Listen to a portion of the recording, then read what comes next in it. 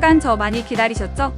자이언츠 팬님들 상쾌한 아침, 활기찬 하루, 편안한 밤 되시길 바라며 구독과 좋아요는 사랑입니다. 사랑이 아니라 하시면 죽을 죄를 졌습니다. 갑자기 등장하셔서 깜짝 놀랐는데요. 자, 그럼 한 주간의 자이언츠 소식을 부산 승리 작가님과 전해드리도록 하겠습니다.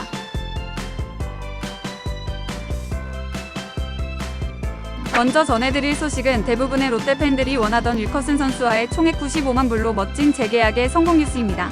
하지만 우려의 목소리도 적지 않은데요. 팬들이 우려하는 부분과 재계약에 대한 부산 승리 작가님 이야기 들어보도록 하겠습니다.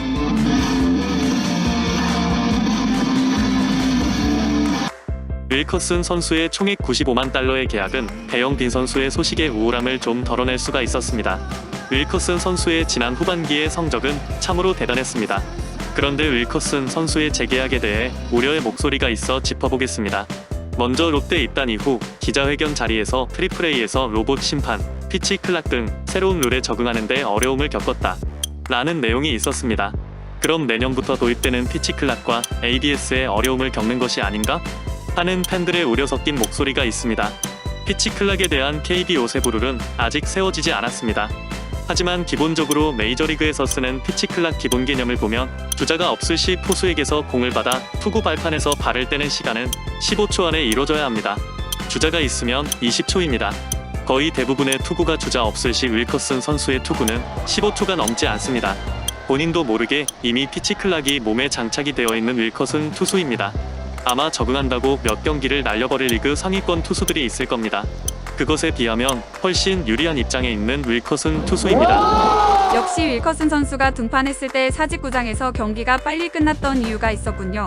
그러면 로봇 심판이라는 비슷한 개념인 ABS 즉 자동 볼 판정 시스템에는 윌커슨 투수가 불리한 것은 없을까요?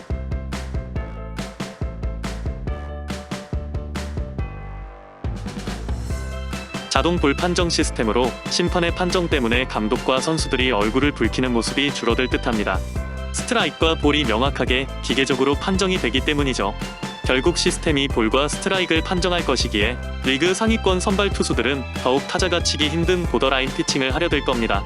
그렇다면 23시즌 데이터로 보더라인 피칭을 누가 효율적으로 했는지 파악해보면 어느 투수가 ABS 도입으로 더 많은 혜택을 받게 될지 알 수 있게 됩니다.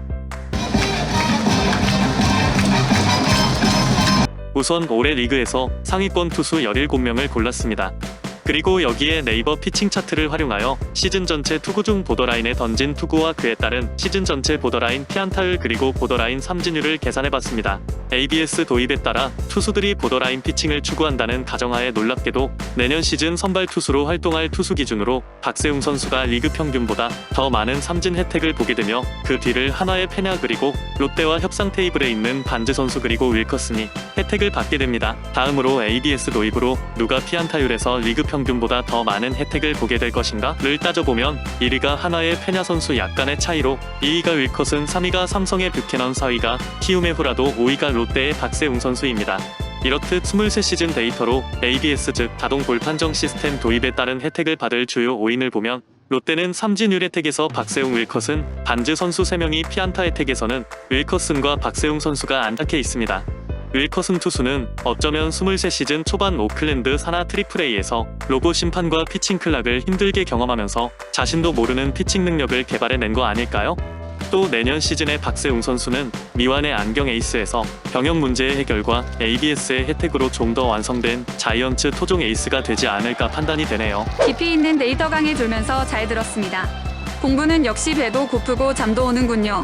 이 힘듦을 극복하기 위해 오늘은 녹화가 끝나면 족발에 시원한 맥주 한잔 하겠습니다.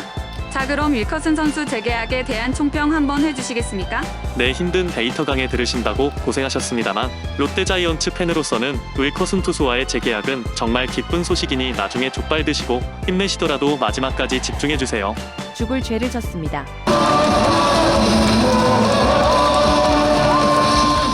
윌커슨 선수의 내년 시즌은 올 시즌보다 피안타는 줄고 삼진율은 올라갈 것이기에 첫째 게임 중반에 POPS가 상승하는 효과 즉 타순이 돌고 안타 맞는 상황이 없어질 것이고 둘째 효율적 투구로 인해 나이에 따른 체력 이슈는 문제가 되지 않을 것이기에 NC의 패디 선수를 잇는 리그대 투수의 모습을 보여주리라 판단합니다.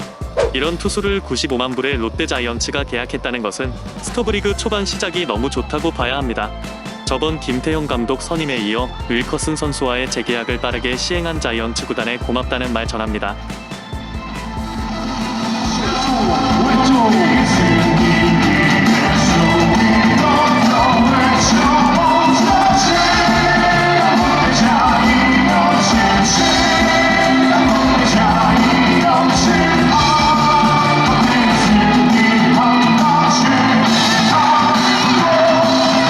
부산승리 채널의 주중에 올린 쇼츠풀이도 준비하였는데 오늘은 데이터를 다루고 생소한 용어들을 듣다 보니 지루하고 땀도 나고 화도 나려고 합니다. 부산승리 작가님 일찍 끝내는 것이 어떤가요? 네, 마무리로 몇 가지 말씀드리겠습니다. 첫째, 전준우 선수는 반드시 FA에서 좋은 금액을 제시해서 24시즌에도 자이언츠에 있어야 하는 이유가 야구 실력도 실력이지만 젊은 선수들 롤모델 역할도 해야 하기 때문입니다. 또 내년에도 LG와 승부를 펼쳐야 할 때 문제점은 다음 주간 뉴스에서 따로 말씀드리겠습니다. 피칭 클락 세부 규정을 메이저리그처럼 두 번의 견제만 가능하다 했을 때 LG에 뛰는 야구는 내년에 더 미친 모습을 보여줄지 모릅니다. 잠시만요. 부산승리 작가님, 저 너무 배고픕니다. 야구도 잘 모르는데 피칭 클락, ABS 이런 어려운 말 너무 많이 들어서 머리도 어지러워요. 이제 그만 끝내주세요. 아니, 제가 끝내겠습니다. 저는 족발에 시원한 맥주 한잔 하러 갑니다. 다들 다음 주간 뉴스에서 뵙겠습니다. 죽을 죄를 졌습니다.